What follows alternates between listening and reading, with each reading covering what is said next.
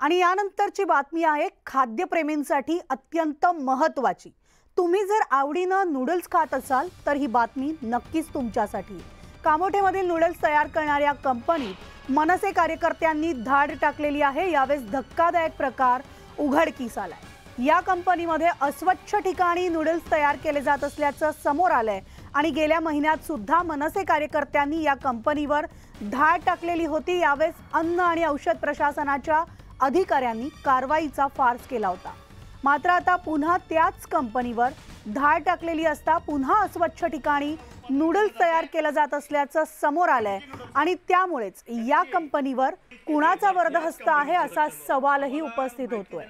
नागरिकांच्या जीवाशी खेळणाऱ्या या कंपनीवर कधी कारवाई होणार हे देखील पाहणं आता महत्त्वाचं ठरणार आहे। परिसरामध्ये नूडल्स बनवले जाते, हा तर झालाच बाहेरचा परिसर। तर आमचे प्रतिनिधी प्रमोद पाटील आपल्या सोबत आहेत। प्रमोद, नूडल्स बनवणाऱ्या कंपनीचा भांडाफोड झालेला आहे, या कंपनीवर आता कारवाई प्रक्रिया सुरू झाली आहे का? मुळात मनाली, आपण बघत असाल मागच्या महिन्यामध्येच हा प्रकार उघडकीस जो मनसेने आणला होता आणि त्यावर अन्न आणि औषध प्रशासनाने कारवाई करण्याचे संकेत दिले होते।